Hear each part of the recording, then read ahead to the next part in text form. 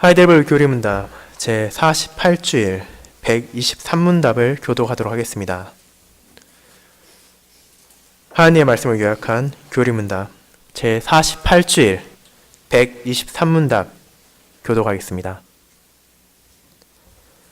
제123문 두 번째 청원은 무엇입니까?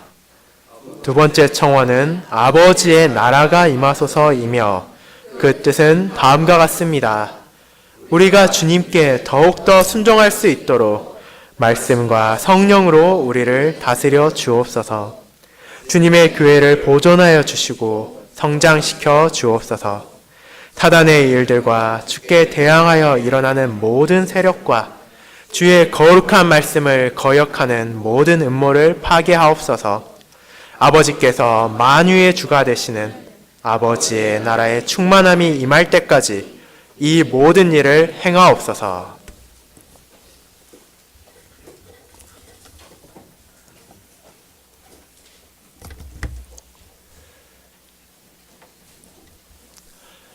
사랑하는 주 예수 그리스도 안에 있는 형제 자매님들,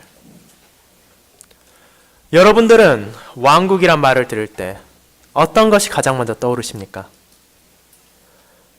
궁궐의 옥자에 앉아있는 왕이 떠오르십니까? 혹은 수많은 신하들이 머리를 조아리는 어전을 떠올릴지도 모르겠습니다. 나라를 어려움부터 구한 명군을 생각할 수도 있으며, 또한 평온한 나라를 파멸로 이끈 암군들을 떠올리시는 분들도 계실지 모릅니다. 하지만 이런 모든 것들은 우리에게 직접적으로 다가오진 않는 것 같습니다. 21세기를 살아가는 우리에게 있어 왕국이란 과거의 조상들이 살았던 국가체제이고 더 이상은 우리와는 관련이 없는 체계라 생각하기 때문입니다.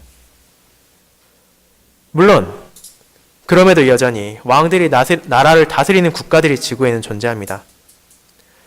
영국이나 일본같이 나라의 상징적인 존재로서 실권을 잃어버리고 명예만 남은 왕족이 아니라 왕으로서 주권을 가지고 실제로 통치 행위를 하는 왕족들이 동남아나 중동 지역에는 아직도 남아 있습니다.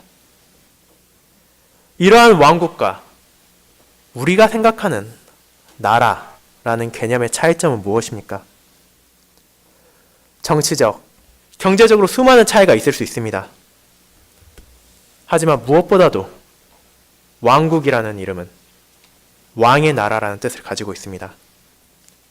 나라의 가장 큰 주권이 왕에게 있으며 왕의 뜻에 따라 국가가 움직이며, 이러한 왕은 대통령이나 총리와 같이 국민에 의해 선출되는 것이 아니라 혈통에 의해 내려오는 비선출직이며 임기에 특별한 제한도 존재하지 않습니다. 그에 반해 대부분의 국가는 민주주의 국가로 국민이 그 주권을 가지고 있다고 최소한 법률상으로는 기재되어 있으며, 그들의 선거를 통해 자신들의 지도자를 선출하고 일반적으로 임기나 혹은 다른 방식으로 그 사람을 견제함으로써 한 개인이 자신의 뜻대로 나라를 흔들지 못하게 하는 장치가 존재합니다.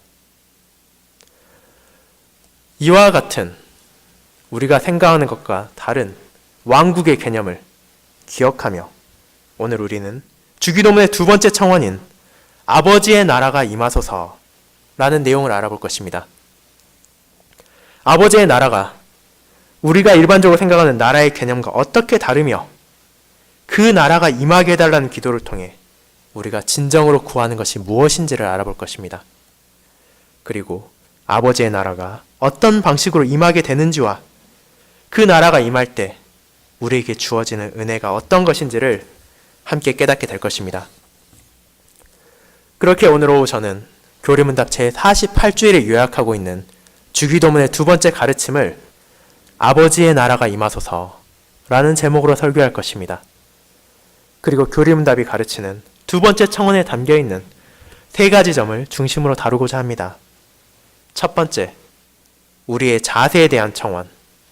두 번째, 아버지의 교회를 위한 청원. 세 번째, 대적의 파멸을 바라는 청원. 이 바로 그것들입니다. 먼저 우리의 자세에 대한 청원에 대해 알아보겠습니다. 형제자매 여러분, 우리는 주기도문의 첫 번째 청원이 무엇인지를 배웠습니다. 하늘에 계신 우리 아버지, 그분의 자녀가 된 신자들은 가장 먼저 그분께 다른 어떤 것도 아닌 그 아버지의 이름이 거룩하게 되기를 바랬습니다. 이러한 청원을 통해 우리는 아버지 하나님께 대하여 바르게 알게 된 그분의 어미로움과 거룩하심을 진실하게 받아들일 수 있도록 성령 하나님의 조명하심을 구했습니다. 또한 우리 아버지가 어떤 분이신지를 그분의 모든 역사하심을 통해 찬란히 드러나므로 그분의 모든 일을 통해 우리가 주님을 거룩하게 하고 영화롭게 하며 찬양함으로 세상의 더럽고 부족한 것들과 아버지의 거룩한 이름을 구분하며 그분께 합당한 영광과 찬미를 돌려야 한다는 것을 바랬습니다. 마지막으로 그분의 이름이 존귀하게 되기를 바라기 위해서는 우리 자신의 전 생활이, 말과 행동과 모든 삶이 그분께 합당해야 한다는 것을 깨달았습니다. 우리의 나약함과 잘못으로 인하여 세상의 사람들이 하나님을 경멸하거나 무시하는 원인을 제공하는 것을 피하고 우리의 선한 일을 통해 세상의 빛과 소금이 되어 하나님을 이 땅에 증거함으로 이를 바라보는 모든 사람들이 그분을 높이며 찬양할 수 있도록 이 땅에서 살기를 간절히 바라야 한다는 것이 첫 번째 청원, 아버지의 이름이 거룩히 여김을 받으시오며 라는 곳에 들어있었습니다. 그리고 이제 우리의 주님께서는 그러한 간절한 기도를 드린 성도들에게 아버지의 나라에 대하여 기도를 드릴 것을 가르치십니다.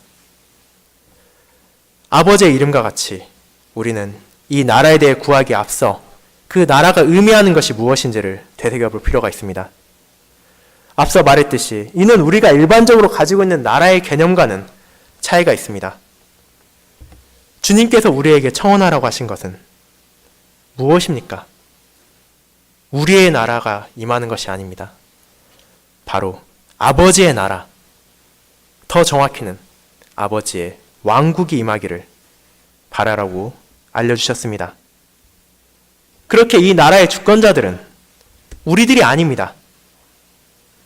우리 한 사람 한 사람이 아니며 가장 높은 곳에 계신 하나님이 그 모든 권위를 가지고 있으며 백성들의 뜻에 따라 나라가 운영되는 것이 아니라 그분의 뜻에 따라 그 나라가 운영됩니다.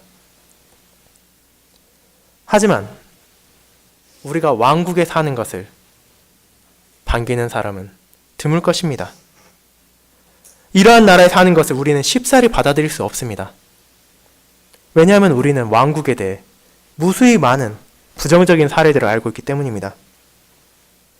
역사 속에 존재했던 수없이 많은 나라들이 왕족들의 타락과 무능, 실수와 부패로 인해서 그 백성들에게 고통을 주고 그 자신들을 파멸로 인도한 것을 우리는 알고 있습니다.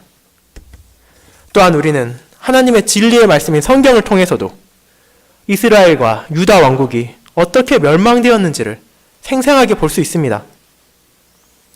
다윗의 후손들은 하나님을 경외하는 자들만 있는 것이 아니었으며 그러한 왕들조차도 하나님을 경외하며 그분의 뜻에 따라 살기를 원했던 자들은 극소수에 불과했습니다.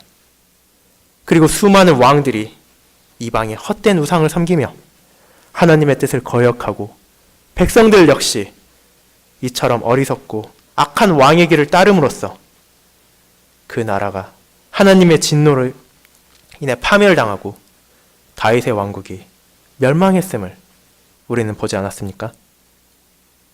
그런 모든 것을 보고 들은 우리에게 있어 왕국에 속한다는 것은 불안하며 피하고 싶은 어떤 것일지도 모릅니다. 또한 우리 인간은 권위에 바르게 순복하지 못하는 악한 본성을 가지고 있습니다.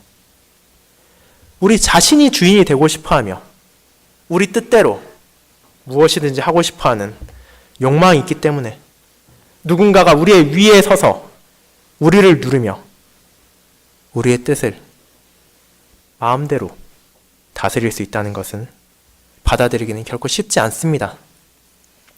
아담과 하와의 타락 이후 모든 인간은 자신 위에 있는 권위에 온전히 순종할 수 없게 되었습니다. 그런 악한 본성을 가진 인간이 어떻게 자기와 아무 연관도 없어 보이는 왕이 나라를 그의 뜻에 따라 통치하며 다스리는 것을 받아들일 수 있겠습니까? 이러한 것은 비민주적이며 몰상식하며 시대에 뒤처진 것이라고 격렬하게 반발하며 거부할 것입니다. 그것이 오늘날 누군가의 왕국에 속해야만 한다는 것을 들은 사람들의 일반적인 반응일 것입니다. 하지만 하나님의 왕국은 우리가 보아온 세상의 왕국과는 현격한 차이를 가지고 있습니다. 이 땅의 어느 왕국도 갖지 못한 특성을 이 왕국은 가지고 있기 때문입니다. 분명 세상의 왕국과 마찬가지로 아버지의 왕국 역시 단 한 사람이 최고의 권력과 권위를 가지고 그분의 뜻에 의해 다스려질 것입니다. 이는 세상의 왕국들과 동일합니다. 하지만 그분께서 이 세상의 왕들과 같지 않으십니다. 하나님께서는 한계가 있으며 죄악되며 어리석은 세상의 왕족들과 비교를 할 수 없으신 존재입니다. 또한 그분의 통치는 어떻습니까? 지난주 우리가 깨달았던 것과 같이 그분께서는 전능하신 능력과 지혜, 선하심, 의와 자비, 진리의 하나님이시기에 이러한 자신의 성품을 통해 나라를 온전히 다스리실 것입니다. 그렇다면 최소한 우리는 왕의 어리석음으로 인해 실수가 발생하거나 왕의 사욕으로 인해 나라가 잘못 통치될 것을 걱정하진 않아도 될 것입니다. 하나님께서는 전능하시며 전지하심으로 그 나라의 모든 것을 아시며 이 모든 것을 그 능력으로 충분히 다스릴 수 있으시며 이는 또한 그분의 선하심과 공의에 의한 통치일 것입니다. 동시에 이 하나님께서는 자비와 긍휼을 베푸신 하나님이시며 흔들리지 않는 진리의 하나님이십니다. 그렇게 그 백성은 왕이신 하나님의 통치를 두려워할 필요가 전혀 없으며 오직 그분의 통치를 바르게 받아들이며 순종함으로 기쁨을 누리게 될 것입니다.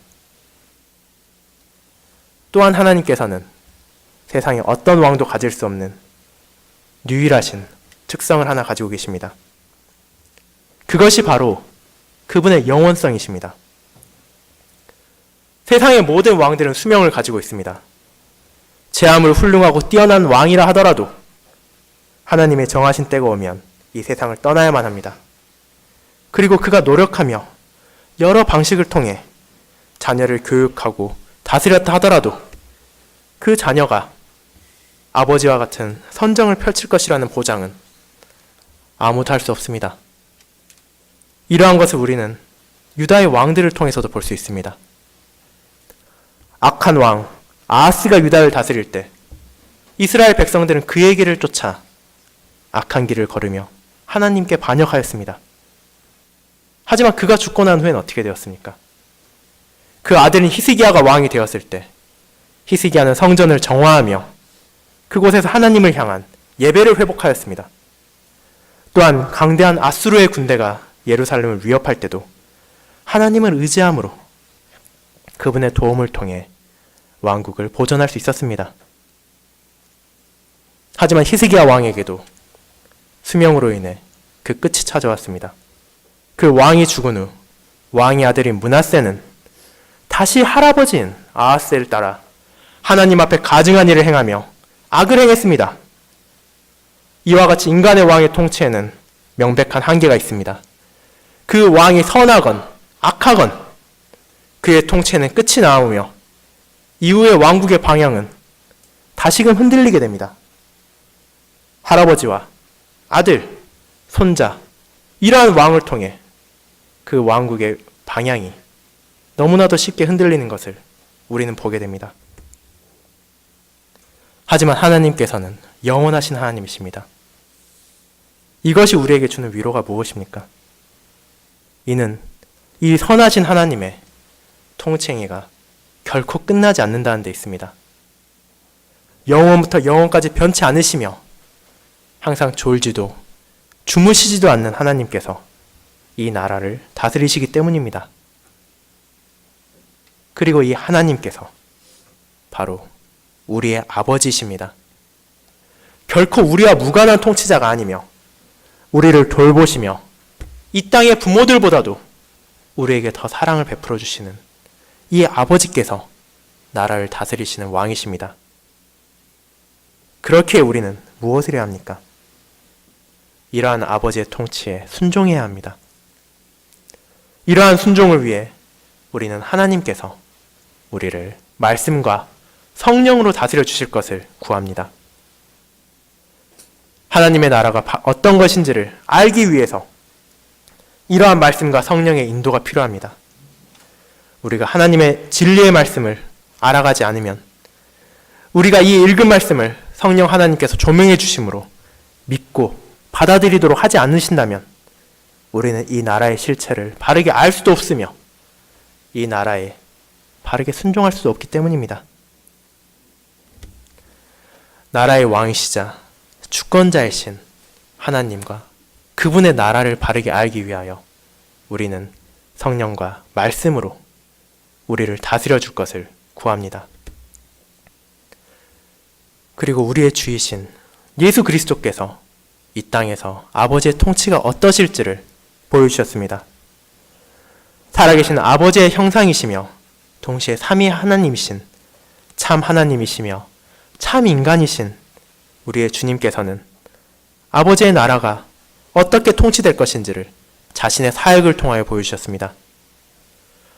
오병이어의 기적을 통하여 더 이상 이 땅의 법칙이 하나님의 나라에선 통용되지 않으며 그곳에서는 굶주림이나 목마름이 없는 나라가 될 것임을 알려주셨습니다. 세상의 모든 법칙과 규정을 초월하는 전능의 왕께서 이 나라를 다스리실 것을 알려주셨습니다. 죽은 자를 살리셨을 뿐 아니라 가난하고 고통스러워하는 자들을 건지심으로 아버지의 나라는 또한 선하심과 자비하심으로 다스려질 것임을 보여주셨습니다. 그리고 진리로서 하나님에 대해 바르게 가르치시고 인도하실 뿐만 아니라 오늘날까지도 그분의 영이신 성령 하나님을 통해 우리에게 이 진리를 믿게 하고 받아들이게 하며 아버지의 나라에 바르게 이해하게 하심으로써 우리가 이 순종을 간절히 구할 수 있도록 인도하셨습니다. 그렇기에 우리는 우리 자신에게 있는 반역적인 본성을 부인하며 우리의 아버지께 더욱더 순종할 수 있기를 간구합니다. 우리 안에 있는 죄성으로 인해 모든 인간들은 자신 위에 있는 절대적인 권위를 거부하며 반역하고자 합니다. 그럼에도 하나님의 아들 된 우리는 하나님의 나라의 법에 순종하며 세상의 어떤 왕보다도 완벽하시며 영원하신 통치자께 무릎을 꿇고 경배를 올려야 합니다. 우리가 이 나라를 다스릴 것을 요구하는 것이 아니라 오직 영광을 받으시며 온전한 통치를 하실 분이 하나님 아버지뿐이라는 것을 인정하며 그분의 권위에 순종하기를 구합니다. 그리고 우리의 나약함으로는 이처럼 완벽하고 온전한 통치에도 거부감을 품으며 자신의 악함을 내세울 수 있기 때문에 우리는 간절히 이 아버지께 말씀과 성령으로 우리를 다스려 주실 것을 기도드립니다.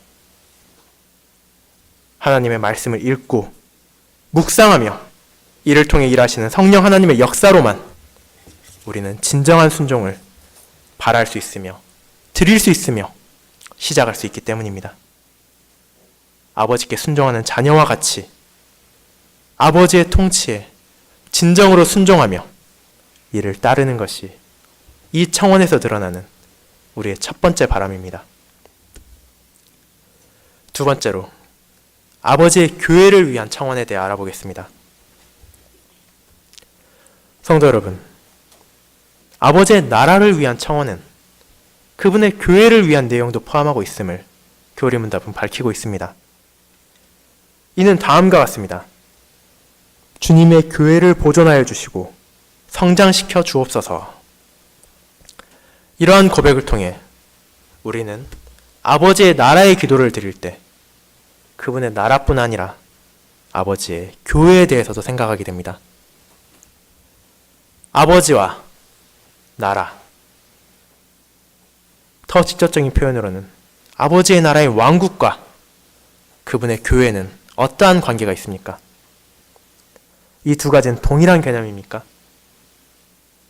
잠시 생각해 보시기 바랍니다. 여러분의 마음속에 아버지의 왕국과 교회는 어떤 연관을 가지고 있습니까? 이 두 개념은 분명 큰 연관을 가지고 있으며 떼어놓을 수 없는 것이지만 동일한 것은 아닙니다. 교회는 분명 하나님의 나라에 포함됩니다.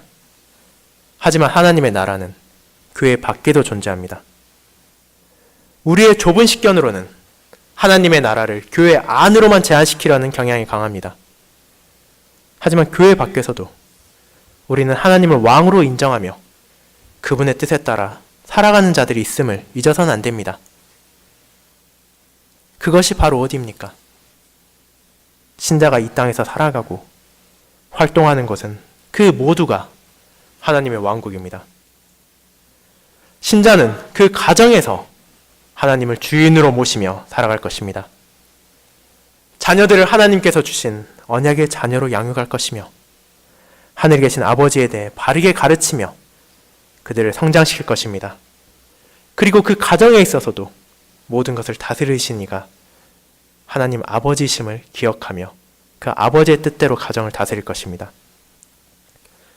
또한 신자들이 자신들의 소명에 따라 일하는 일터와 학교 역시도 그들을 통하여 하나님의 주권이 행사되며 하나님의 뜻이 이 땅에 선포되는 하나님의 나라입니다.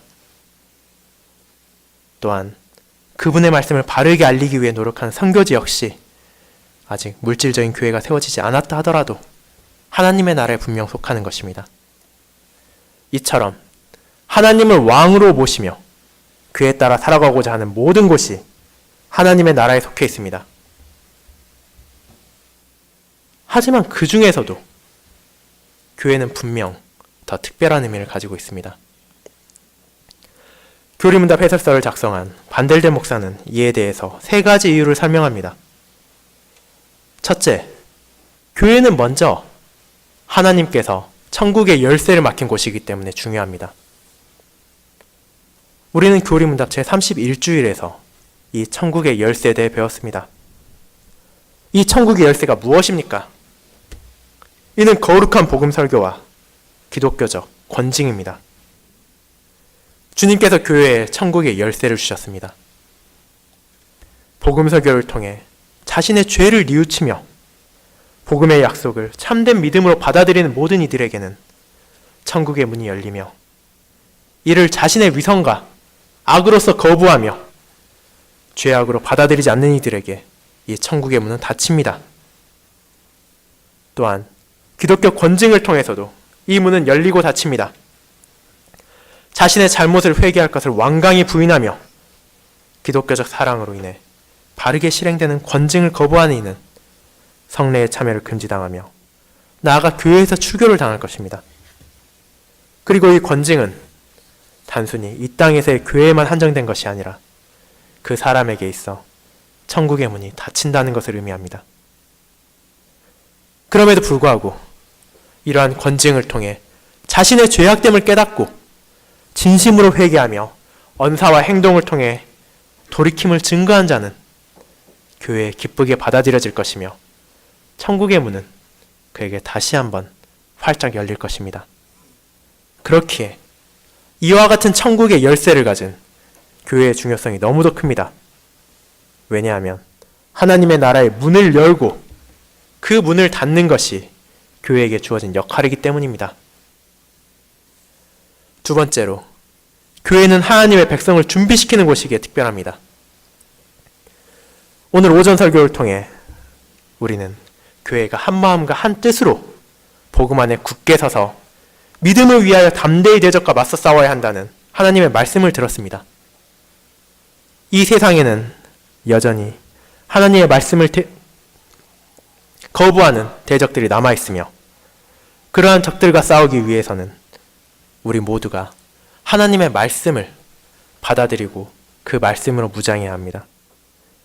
말씀을 통해 우리에게 주어진 복음의 은혜를 깨닫지 못한다면 우리는 세상과 대적하기는커녕 그들의 유혹과 속임수에 쉽사리 넘어가 하나님을 위한다는 명목으로 그분의 뜻을 거역하며 그분의 교회를 핍박하게 될 수 있습니다. 그렇게 목회자는 순수한 복음 설교를 선포해야 하며 성례와 권징의 바른 시행을 통해 교회는 그 교회를 순수하게 지켜야 하며 그분의 나라를 위하여 그분의 모든 백성을 훈련시키고 가르쳐야 할 의무가 있습니다. 마지막으로 교회가 중요한 이유는 바로 하나님의 백성에게 그 나라의 백성으로 산다는 것이 무엇인지를 알려주는 것이기 때문입니다. 하나님의 백성은 복음의 설교를 통해 유일한 왕이시며 주권자이신 하나님의 뜻을 배웁니다. 우리의 죄와 비참에 대해서도 배웁니다. 이를 통해서 무능력하며 처벌받아 마땅한 죄인들에 불과했던 우리의 이전 상태에 대해서 우리는 깨닫습니다. 그리고 이러한 죄인을 구원하시는 하나님의 사역을 듣습니다. 이를 통해 더 이상 우리가 죄의 족쇄에 묶여 땅바닥을 기어다니며 하나님의 시선을 피해 도망하려는 죄인이 아니라 이제는 성부 하나님의 선하신 뜻으로 성자 하나님의 구속사역을 통해 성령 하나님께서 우리 안에 거하시는 그분의 자녀가 되고 백성이 되었음을 알게 되었습니다. 그렇기에 우리는 이 땅에서 어떻게 사는 것이 이 크신 은혜에 감사하며 순종하며 사는 것인지를 배우게 됩니다. 하나님의 언약의 10가지 말씀을 통해 하나님을 사랑하고 이웃을 사랑하는 법을 배우며 주님께서 가르쳐 주신 기도를 통하여 우리가 이 땅에서 하나님께 영광을 돌리며 감사의 삶을 살기 위해 무엇을 구해야 하는지를 듣습니다. 그렇기에 이 모든 것을 통해 우리는 그분의 백성으로 살아가기 위한 방법을 교회에서 알게 되는 것입니다. 이러한 특별한 역할을 교회가 가지고 있기에 우리는 교회를 보존하여 주시며 성장시켜 주실 것을 기도드립니다. 그리고 하나님께 이러한 기도를 드리는 것은 우리만이 아니며 구약시대부터 지금까지에 이르는 모든 시대에 그분의 모든 백성들입니다. 전능하신 아버지 하나님께서 이 기도를 결코 무시하시지 않으셨습니다. 자신들의 백성의 기도를 들으심으로 하나님께서는 이 선한 바람을 들어주셨습니다. 그것을 우리는 역사를 통해 보게 됩니다. 노아의 시대, 세상의 인간은 너무도 타락하여 죄를 짓고 하나님의 뜻을 거역하며 악에 빠져 살았습니다. 그 시대에 교회가, 하나님의 나라가, 하나님의 백성이 전혀 존재하지 않는 것처럼 보였습니다. 하지만 노아와 그 가정이라는 하나님의 백성이 그 시대에 존재했습니다. 그렇게 하나님께서 세상의 다른 모든 피조물들을 홍수를 통해 휩쓸어 버리심으로 벌하셨지만 동시에 자신의 백성들을 무서운 홍수 속에서도 방주를 통해 지켜주심으로 하나님께서 그들을 돌보시고 그 교회를 지키심을 보게 됩니다. 그리고 그들이 생육하고 번성함을 통해 하나님의 나라가, 그 교회가 또한 성장해 나갔습니다. 아합 왕이 이스라엘을 다스리던 때 그 모든 백성들이 왕의 악함을 쫓아 죄 가운데 살아가며 하나님의 백성이 도무지 남지 않았던 것처럼 보일 때가 있었습니다. 마치 노아 시기와 같았습니다. 이런 때 선지자 엘리야는 이에 대해서 한탄하며 주님의 백성이 자신밖에 남지 않았으며 이제 왕이 보내는 군대가 자기를 죽이면 이 세상에서 하나님의 나라가 진멸될 것을 걱정하며 한탄하였습니다. 하지만 그런 절망적 상황에서 하나님의 답변은 그에게 소망을 다시 주었습니다. 이스라엘 가운데 바알에게 무릎을 꿇지 않은, 바알에게 입맞추지 않은 7,000명을 남기심으로 교회를 보존하실 것이라는 이 답변은 세상이 아무리 타락하고 세상이 아무리 파멸 속으로 나아간다 하더라도 결코 그분의 교회의 명맥이 끊기지 않을 것임을 보여줍니다. 종교개혁 시대는 어땠습니까? 하나님의 말씀을 왜곡하고 자신의 뜻대로 적용시키며 세상의 명예와 부를 탐했던 중세 교회에서 하나님의 바른 말씀을 따라 살아가는 자가 남지 않은 것처럼 보였습니다.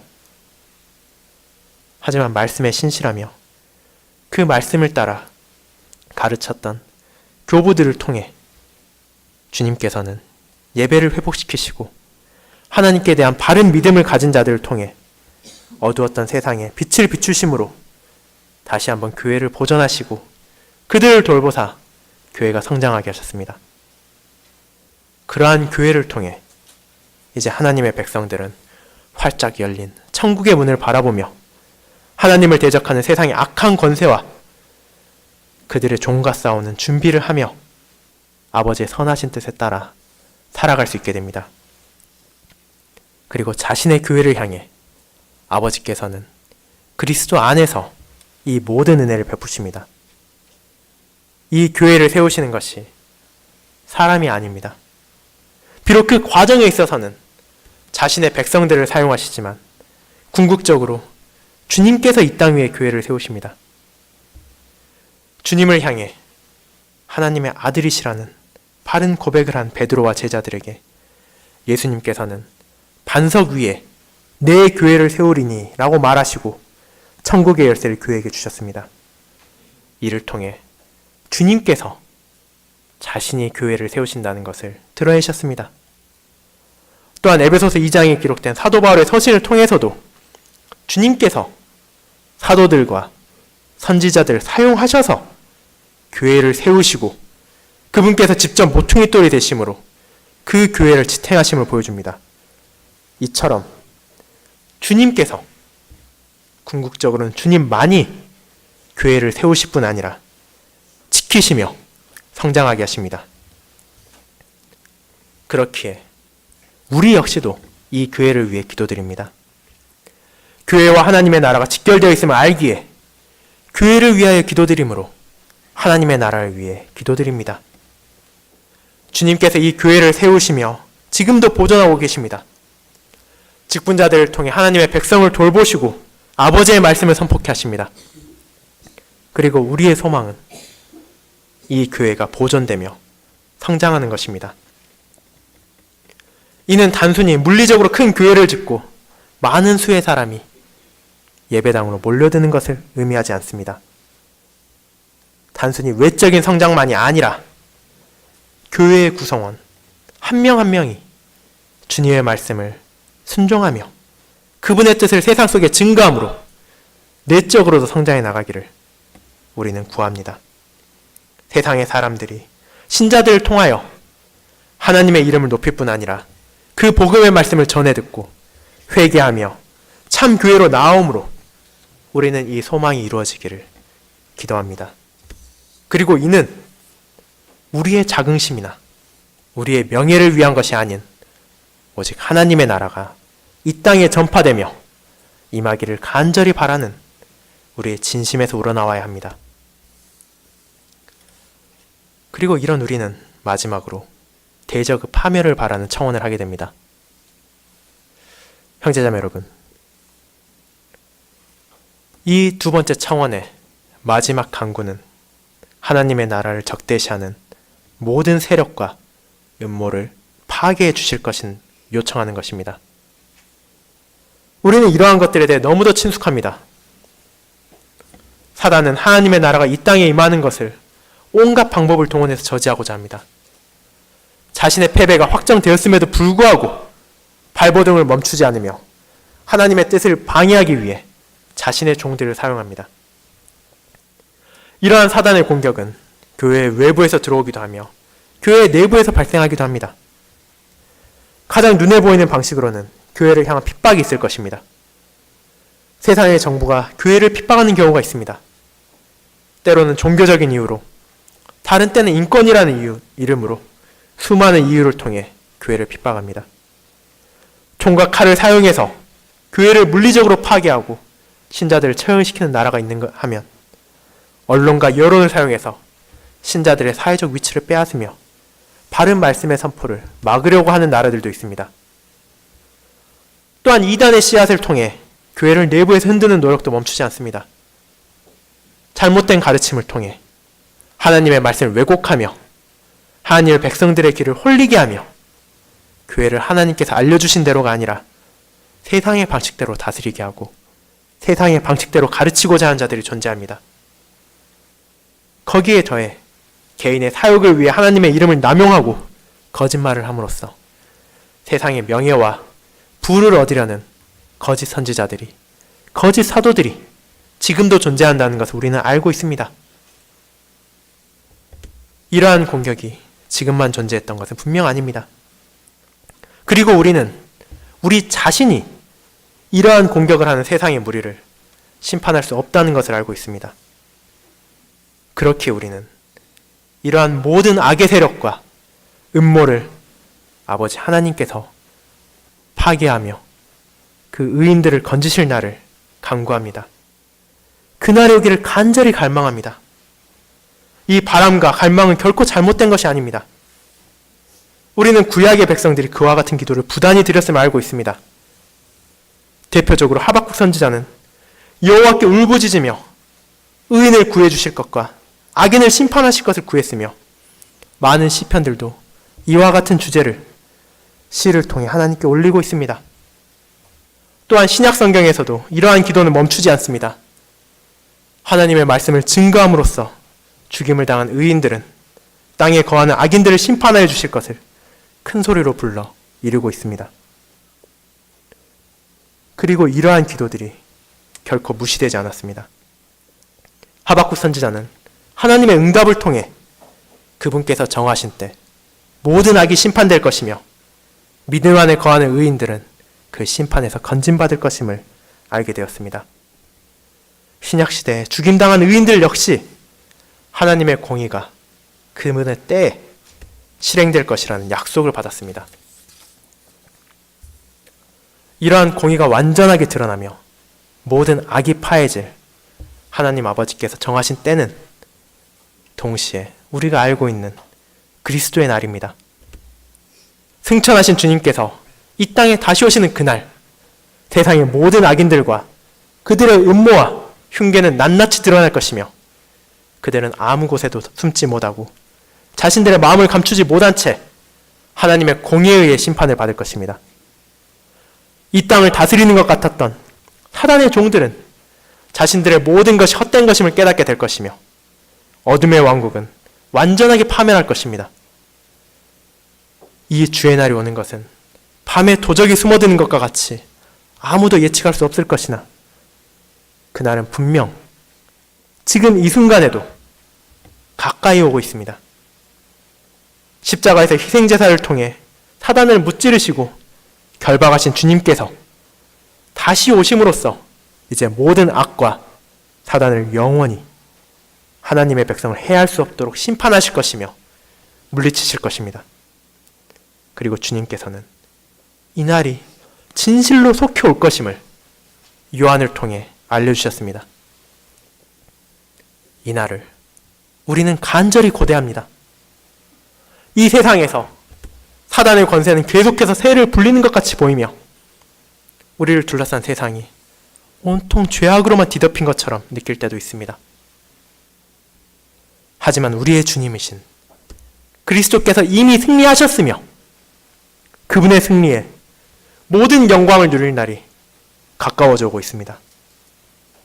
비록 우리가 그 영광을 온전히 누리지 못하지만 아버지의 나라가 임할 때 그 나라에서 그분의 모든 백성은 아버지와 함께 주님이 우리를 위해 베풀어 주신 모든 은혜를 함께 할 것이며 세상의 모든 존재가 그분의 영광을 바라보며 그분 앞에 엎드리며 공의로운 심판을 받게 될 것입니다.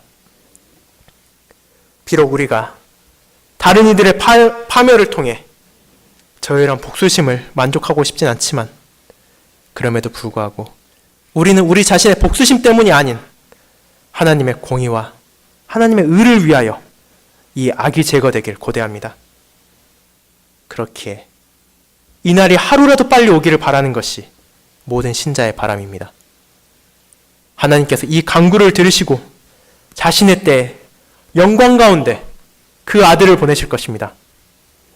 그날이 오면 우리는 아버지의 나라에서 그분의 완벽하며 선하며 의로우신 통치 아래 영원히 거하게 될 것입니다.